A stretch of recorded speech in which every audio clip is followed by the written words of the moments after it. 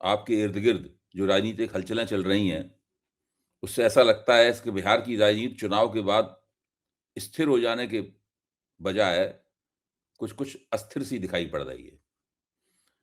चुनाव का नतीजा तो बिल्कुल निर्णायक था, एक तरफ़ा था बिल्कुल एनडीए के पक्ष में, लेकिन एनडीए के भीतर भी उथल-पुथल दिखाई पड़ रही है और महागठबंधन के भीतर भी उथल-पुथल दिखाई पड़ रही है।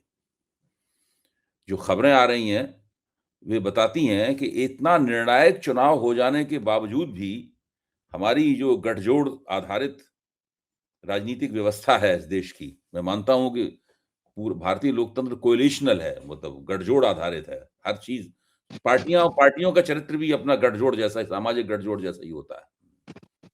तो उसके बावजूद वो कभी भी स्थिरता नहीं आती है, चीज़ें टिकती नहीं है अपनी जगह पर। अब खबर मिली है कि कांग्रेस के जितने भी विधायक थे, वो सारे के सारे अ, जनता दल यूनाइटेड में जाने के लिए तैयार बैठे हैं और कुशवाहा साहब की जो लोक मोर्चा पार्टी है, उसके सारे विधायक भाजपा में जाने के लिए तैयार बैठे हैं। तो आप तो वहाँ बैठे-बैठे सब खबरें ले रहे होंगे, बताइए ज़रा कुछ नई परख के दर्शकों के लिए, जो हो रहा है वहाँ पर?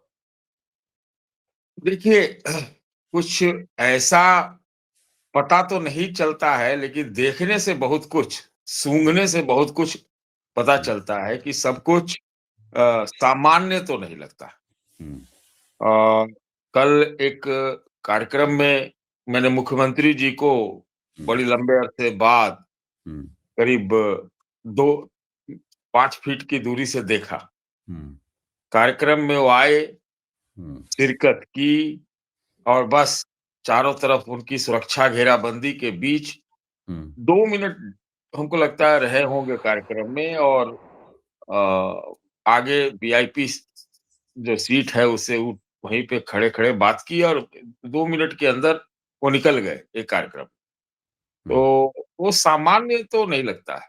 हुँ, साथ में उप मुख्यमंत्री भी थे, वो भी आए थे इस कार्यक्रम में। हुँ, तो हमको लगता है क्या बात हुई कुछ पता ही नहीं चला और एक अजीब-सा एक साइलेंस है। हुँ, अब पर्दे के पीछे ये इस बात को इंगित करता है कि एक साइलेंस जो है वो पर्दे के पीछे कुछ न कुछ हो रहा है। हुँ, निश्चित रूप से हो रहा है। जो सामान्य बात समझी जा सकती है, वो ये है कि देखिए कार्यक्रम ऐसा था कि मैं किसी से कुछ पूछ भी नहीं सकता था, इसलिए हुँ, मैं पूछ नहीं पाया। लेकिन ये है कि घेराबंदी के साथ-साथ मोर्चाबंदी। मोर्चाबंदी का जो एक पूरा एक है, वो दिखाई पड़ता है। मोर्चाबंदी से मेरा मतलब ये है कि नीतीश जी की सीटें तो जितनी हैं और जिस तरह का आरजेडी को सीट आया चुनाव में और कांग्रेस को आया और बाकी छोटी-छोटी पार्टियों को आया, तो एक जो अनईज़ है भाजपा और जनता दल यू के बीच में, हुँ, तो एक मोर्चाबंदी है कि भाई कौन हमारे साथ है, कौन उनके साथ है।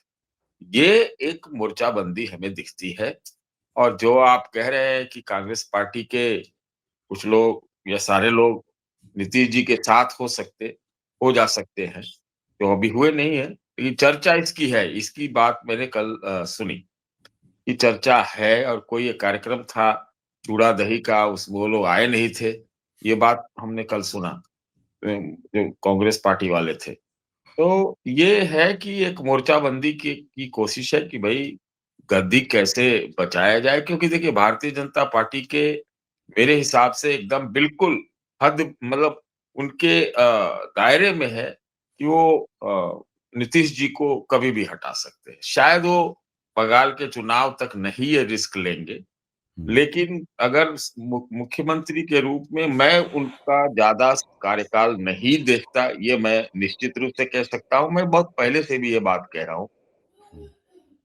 बिहार में होता है ना कि चूड़ा-दही खत्म हुआ मतलब मकर संक्रांति चालू हो गया तो एक शुभ समय माना जाता है। हुँ, अभी 26 जनवरी भी है, रिपब्लिक डे वाला भी है। हुँ, तो ऐसे ही चर्चा में चलते रहते कि अच्छा अब कुछ होगा, अब कुछ होगा। तो ये सब समय को माना जाता है सब कुछ होने के लिए। हुँ, तो भी तात्कालिक रूप से हमको लगता नहीं है कि बीजेपी ये काम करेगी या हुँ, फिर अभी बंगाल चुनाव में देर है या पहले ही कर दे, कह नहीं सकते। लेकिन सब कुछ सामान्य नहीं है, ये मैं निश्चित रूप से कह सकता हूँ। कल तो मैंने 2-3 फीट की दूरी से हुँ, बीजेपी के जो कार्यकारी राष्ट्रीय अध्यक्ष हैं, उनको भी देखा। वो भी एक कार्यक्रम उसी कार्यक्रम में आए हुए थे जहाँ मैं था। हुँ, तो देखा, आए, वो भी 1 डेढ़ मिनट, 2 मिनट रहे, निकल गए। हुँ, तो ये है। तो क्या कहा जाए अब इसमें, तो और कोई बात बन मतलब एक बात ज़रूर कह देते हैं हुँ, कि जो मैं मोर्चाबंदी की बात कहता हूँ, तो ये चर्चा आज नहीं, कुछ समय पहले ही से थी कि एआईएमआईएम एमआईएम वाले जो थे, वो नीतीश जी के ही लोग हैं। दूसरा कि क्या कहते हैं कि ये आरजेडी में ये चर्चा थी कि भई हो सकता है कि आरजेडी के एमएलए को कह दिया जाए कि भैया तुम नीतीश जी के साथ ही रहो। इस तरह का चर्चा है, लेकिन आज के डेट में भारतीय जनता पार्टी के चाहे जो चाहे वो करा सकती है। भारतीय जनता पार्टी मैं कह सकता हूँ कि वो बिहार जो है उनके ग्रिप में है।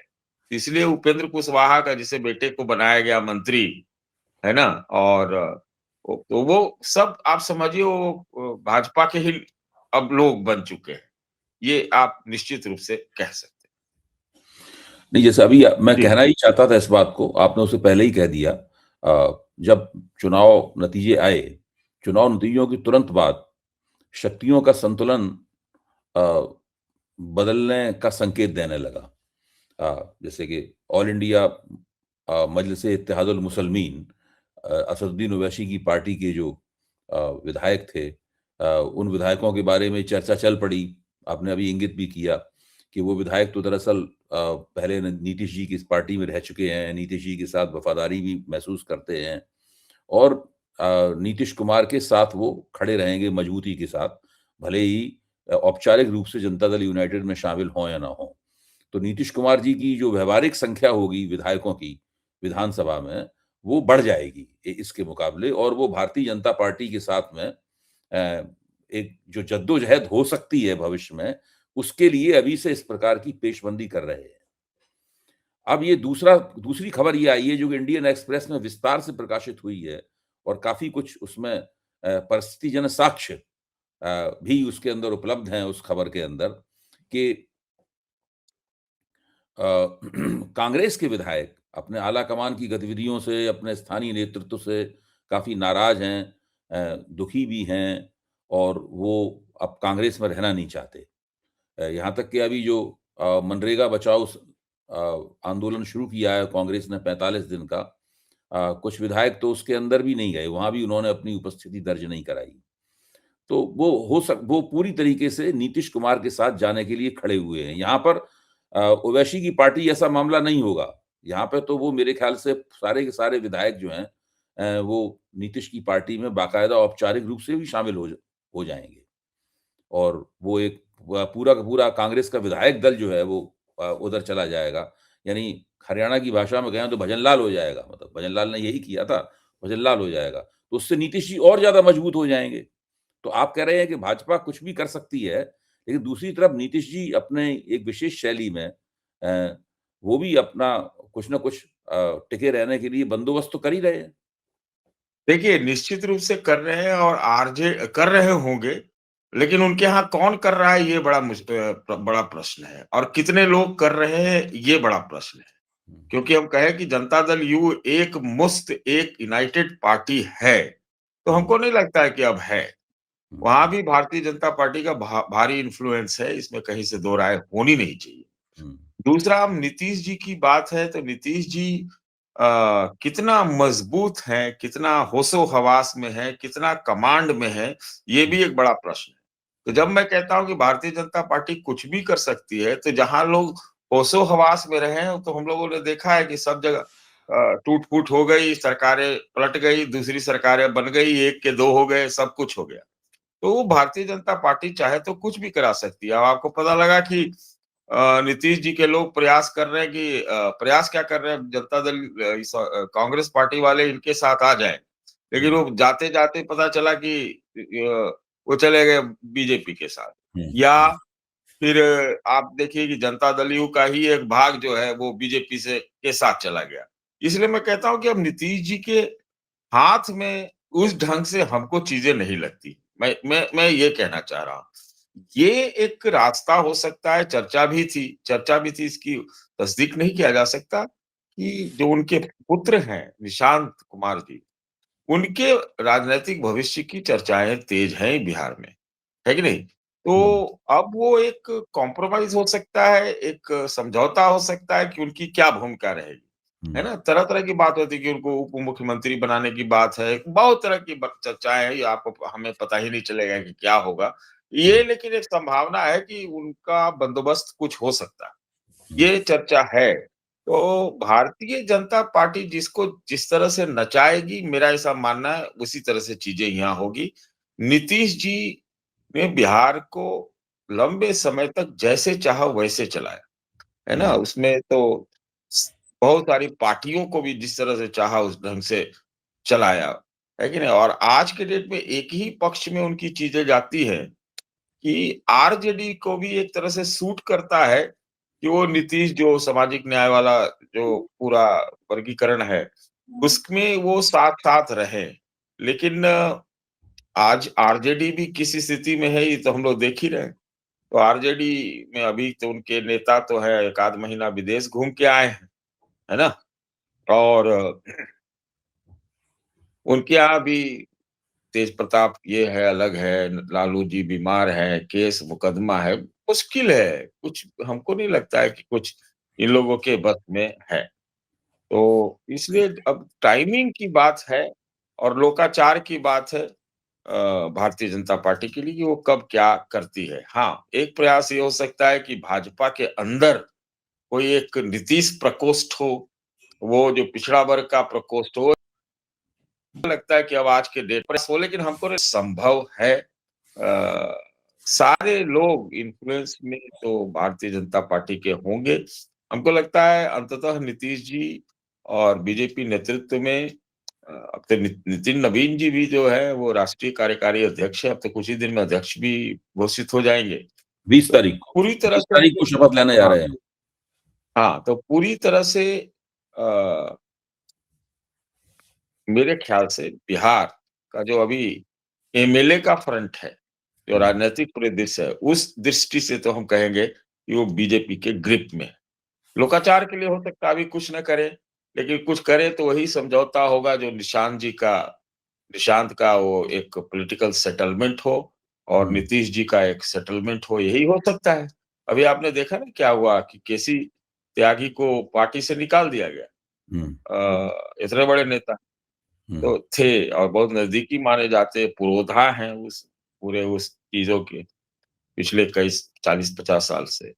उनको निकालने वाले लोग कौन हैं? क्यों निकाला जा रहा है? ये बड़ा महत्वपूर्ण चीज़ें हैं और क्यों उनको निकालना पड़ा? ये और बहुत उन्होंने अपराध महत्वपूर्ण क्या किया था? उन्होंने यही तो बयान दिया था कि नीतीश कुमार को भारत रत्न दे देना चाहिए। नहीं, नहीं, इसका ये तो मतलब ये कोई हुआ अपराध नहीं था कोई? मतलब कोई ऐसा नहीं पार्टी नहीं, नहीं, विरोधी गतिविधि थी ना ये? मैं आपको बताता हूँ, हो सकता है इसका एक अर्थ ये निकाला गया हो कि भारत रत्न-वत्न देने का मतलब होता है कि रिटायरमेंट देके भारत ओह! रत्न दे दिया जाए। हाँ, आप समझ रहे हैं बात को? हाँ, ये एक उसका अर्थ लगाया जा सकता है। हाँ, वो तो अंग्रेज़ी की अब ये कहावत हो है सकता किकिंग अप स्टेयर्स। अंग्रेज़ी की कहावत है ना किकिंग अप हाँ। स्टेयर्स। हाँ, तो ये हो सकता है। अब मतलब क्या वो यही सब कुछ ना कुछ ये भी बताता है कि अ, सरफेस के नीचे कुछ टेंशन ज़रूर है, हुँ, इस तरह की चीज़ों के। हम लोग तो ऐसे सरफेस टेंशन ना साइंस में सुनते हैं, हुँ, लेकिन अब ये लग रहा है ये सरफेस के भीतर टेंशन है। हुँ। कलाई खुलती है, देखिए कड़ियाँ जुड़ती हैं, ये तो एकदम बिल्कुल साफ है, ये एकदम साफ है। आपकी बातचीत से ये संकेत मिल रहा है, वो ये संकेत मिल रहा है मुझे कि जो विपक्ष है, महागठबंधन है, जो कि चुनाव के वक़्त बड़ा मजबूत लगता था। कोई जीतने की गारंटी नहीं थी, लेकिन ये लगता था कि भाई ये बड़ी अ, ज़बरदस्त अच्छी ताकत है चुनाव के वक़्त। तो ये विपक्ष जो है, वो काफ़ी कमज़ोर हो गया है और उसके पास कोई करने के लिए कोई ख़ास ऐसा कुछ है भी नहीं।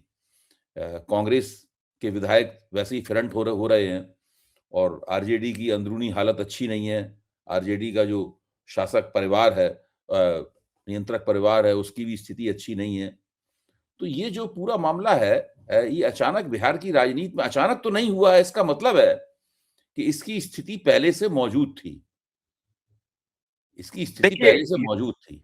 जी। जी ये स्थिति आप तो हम लोग को सबको क्लियर ही था कि जिस प्रकार से महागठबंधन में उस समय चुनाव से पहले मतलब इस तरह का टेंशन दिखा चुनाव से राहुल गांधी भी नदारद हो गए, अंत के दिनों में समझौता हुआ, मुख्यमंत्री चेहरा घोषित हुआ, वगैरह, वगैरह, वगैरह। चुनाव प्रचार में कोई एक तारतम्यता नहीं दिखी। तो इस बात का इश्यूज़ के ऊपर भी था कि किस चीज़ों को उठाया जाए, वोट चोरी या बाकी चीज़ें। तो ये बहुत टकराव था, इसमें हुँ, दो राय नहीं है। महागठबंधन का वोट तो है ही बिहार में, 1 करोड़ 90 लाख वोट आया है। हुँ, लेकिन तमाम ऐसे मतलब विषम परिस्थितियों में 1 करोड़ 90 लाख वोट आया। ₹10,000 भी था, मतलब वोट कटे थे, इसके बावजूद भी वोट तो आए हैं। लेकिन आपस में जो एक सामंजस्य होता है, वो निरंतर उसका अभाव रहा, टकराव रहा मैं तो कहूँगा। और वो चीज़ पहले ही से हमको लगता है बिसात सेट थी और जिस तरह से चुनाव नतीजे आए जिसमें किसी ने कल्पना नहीं की थी कि किसी ने नहीं कल्पना की थी, या हुँ, आरजेडी 27 पे या 25-26 पे उतर जाएगा। हुँ। कांग्रेस की हम समझ सकते हैं। जी। कम्युनिस्ट पार्टी वाले बेचारे बहुत जगह बहुत क्लोज मार्जिन से हारे। उनके पास हुँ, रिसोर्सेस की कमी थी और हुँ, ₹10,000 ने बड़ा कमाल किया। तो जी। मतलब ये है कि वो उनकी प्रतिबद्धता भी होगी और हुँ, ज़बरदस्ती हम तो समझते हैं कि साहनी ने बहुत ज़्यादा सीट भी ले ली। तो ये हुँ, टकराव का ही नतीजा था और बीजेपी का प्ले जो था ये महागठबंधन के भीतर भी था एकदम मैं कह सकता हूँ। हुँ, बीजेपी के लोग उसको कहते हैं ना भंडा क्या बोलते हैं भंडोल करने में लगे हुए थे। हुँ, और होगा क्यों नहीं करेगा वो तो भई है उसमें। तो वो पुराना बिसात है, कोई नई बात नहीं है। ये टेंशन चल रहा है और हम तो समझते हैं हुँ, कि आपने एक ट्रेंड देखा होगा। अभय जी आपने तो हुँ, ज़रूर देखा होगा कि हुँ, पूरे देश में कांग्रेस पार्टी एक नए सिरे से चीज़ों को देख रही है और वो अपनी शर्तों पे अपनी सहयोगियों से गठबंधन कर रही है या नहीं करना चाहती। हुँ, अकेला चलने वाला भी और है आना है तो साथ में आइए, लेकिन एकदम जूनियर बन के आइए, हमारे शर्तों पे आइए। हुँ, अभी आपको दिखाई पड़ा ना मुंबई मुंबई में क्या हुआ? आज ही तो अभी रिज़ल्ट आने वाला है। हुँ, फिर आप देखिए बंगाल में किसी चीज़ की कोई सुगबुगाहट नहीं है। हुँ, हाँ, उत्तर प्रदेश को लेकर अभी से टेंशन किया जा रहा है। हुँ, और अगर ये बढ़िया से ये कांग्रेस आरजेडी चलती बिहार में, तो हुँ, माजरा कुछ अलग होता। तो ये हर जगह ये चीज़ दिख रहा है। हमें तो सूचना मिल रही है कि तमिलनाडु में भी अ, ये डीएमके और कांग्रेस के बीच में टेंशन हो रहा है ना? हुँ, हुँ। हाँ, और उसका फ़ायदा भी मिल सकता है विपक्षियों को। तो ये हर जगह कुछ न कुछ दिख रहा है। तो ये वाली चीज़ जो है, ये तो पहले ही से था, ये कोई नई बात नहीं और ये एक नीति के तहत हो रहा है, रणनीति के तहत हो रहा है, मुझे ऐसा लगता है। हो सकता है मैं बिल्कुल गलत हूँ। तो जिस ये वक़्त है मुहिम चल रही थी, जिस वक़्त चुनावी मुहिम चल रही थी, उस वक़्त भी कांग्रेस की तरफ से इस प्रकार की सुगबुगाहट सुनने को मिली थी कि भारतीय जनता पार्टी ने ख़ास तौर से अमित शाह का नाम लिया जा रहा था कि अमित शाह ने कुछ-कुछ तेजस्वी यादव को जिसे कहते हैं ना कल्टीवेट कर लिया है, अंग्रेज़ी में कहते हैं कल्टीवेट कर लिया है या मैनिपुलेट कर लिया है या उनको थोड़ा उनका जो अतिरिक्त उत्साह दिखाई पड़ रहा था भाषणों वगैरह में उसको उन्होंने कुछ शांत किया है और उस प्रकार के कुछ हथकंडे इस्तेमाल किए हैं, जिनके बारे में हम लोग जानते हैं कि वो हथकंडे किस किस्म के होते हैं। और वास्तव में उसका प्रभाव थोड़ा-बहुत जब ये अफ़वाहें आईं, तो इसका प्रभाव देखा भी गया। और राहुल गांधी की जो दिलचस्पी खत्म हो गई थी बिहार चुनाव में, उसके पीछे ऐसा उन लोगों का कहना था कि यही बड़ा कारण है, कि राहुल गांधी की बिहार चुनाव में दिलचस्पी कम हो गई, वो लंबे अरसे के लिए सीन से नदारद हो गए थे। बाद में प्रकट हुए, कुछ रैलियाँ वगैरह की, लेकिन बीच में काफ़ी बड़ा अरसा रहा जब वो बिहार चुनाव से गायब रहे। ये हो सकता है लेकिन इसके बारे में ना हमारे पास तथ्य है, ना कुछ है। लेकिन हुँ, ऐसा होता है इसमें तो कोई हुँ, कोई रॉकेट साइंस तो है नहीं कि आप ना समझें। हुँ, तो इसलिए ये हो सकता है। ये चर्चा तो मैंने आपको बताऊँ तो 2024 के चुनाव से पहले जो लोकसभा का हो रहा था तभी सुना था। हुँ, ये म आरजेडी कोई एक नए रास्ते पे चल रही है हुँ, और कांग्रेस पार्टी के लोग चुनाव प्रचार जो बिहार में करने जा रहे थे लोकसभा में, वो बहुत कम किया, बहुत हुँ, कम। आरजेडी ने इनको शायद भरोसा दिया होता है या झांसा दिया होता है कि नहीं, नहीं आप लोग को आने की ज़रूरत नहीं, हम लोग देख लेंगे, जीत जाएँगे, ये है, वो है। अंततः स्थिति हुई जो बिहार में वोट आ सकता था, इनको सीटें आ सकती थी, वो कितनी आई? कुछ नहीं आई, कुछ हुँ। ढंग से। तो उस समय भी ये चर्चा हाँ, थी। मतलब जिस तरह की उस वक़्त भाजपा समस्याओं का सामना कर रही थी और जगह-जगह जी, एंटी इनकम्बेंसी थी, यूपी में बुरा हाल था भाजपा का, राजस्थान में आधी सीटें हार गई, हरियाणा में आधी सीटें हार गई। उस लिहाज से बिहार में जो नतीजा आया वो उतना अच्छा नतीजा नहीं था, ये बिल्कुल सही बात है आपकी। मैं उस समय मैं काफ़ी चैनलों पे मैंने ये बात बोली थी कि अगर कोई सोच रहा है कि बिहार में चमत्कार हो जाएगा आईएनडीआईए का, तो मैं उन लोगों में से था जो कहता था कि नहीं होगा। हुँ, वहाँ तो कांग्रेस आरजेडी की बराबर सीटें आई हुँ। और 2 कम्युनिस्ट वाले नहीं जीते तो 2 या 3 जीते थे। तो फिर क्या हाल होते आप समझ लीजिए, है कि तो नहीं? इसका मतलब ये हुआ कि इस वक़्त बिहार में ज़्यादातर पत्ते भारतीय जनता पार्टी के पास हैं। अब बिल्कुल, भारतीय जनता एकदम। पार्टी को तय करना है कि उन पत्तों को वो कब खेलेगी। बस नीतीश कुमार उनको नीतीश ये कुमार तय भाजपा की मेहरबानी पे हैं। बिल्कुल। वो हाँ, हमने एक लाइन कही थी, आपके साथ भी शायद कहा था हुँ, कि उस समय एक पोस्टर लगा था। उसी जगह पे कल कार्यक्रम हो रहा था जहाँ मुख्यमंत्री आए थे, ठीक हुँ, उसी के बगल में। हुँ, तो जहाँ पे एक पोस्टर लगा था टाइगर जिंदा है, हुँ, तो मैंने उस पर कहा था कि टाइगर जिंदा तो है लेकिन हुँ, कैद में। हुँ। टाइगर ज़िंदा तो है लेकिन कैद में है। जनता दल यू के मुख्यालय के ठीक 25 50 मीटर 25-50 मीटर पे हुँ, वहाँ का बहुत बिहार का आजकल राजनैतिक रूप से बड़ा मैदान है, मिलर हाई स्कूल, वहीं पर ये कार्यक्रम था, वहाँ पर मुझे देखा मैंने मैं खास तौर से मुख्यमंत्री जी को देखने के लिए अ, भीड़ को चीरता हुआ मैं आगे गया, लेकिन वहाँ तक तो नहीं पहुँच सकते भाई सिक्योरिटी है। तो देखा कि क्या हाव-भाव है उनके, क्या है, नहीं है, आए और ऐसा लगा कि जैसे मतलब आए और चले गए। तो सब लोग वहाँ पर आपस में चर्चा कर रहे थे उस भीड़ से जो घेराबंदी थी उसके बाद कि नहीं-नहीं आजकल ऐसे ही होता है, वो घिरे रहते हैं सुरक्षा कर्मियों से, कुछ करते नहीं, बोलते नहीं है वो बस और कुछ ज़रूरत से ज़्यादा सिक्योरिटी भी लगी हुई थी। तो वो अपना वही वो अपना वो तार जो लगा हुआ था रस्सी, उसके बाद आए और चले गए।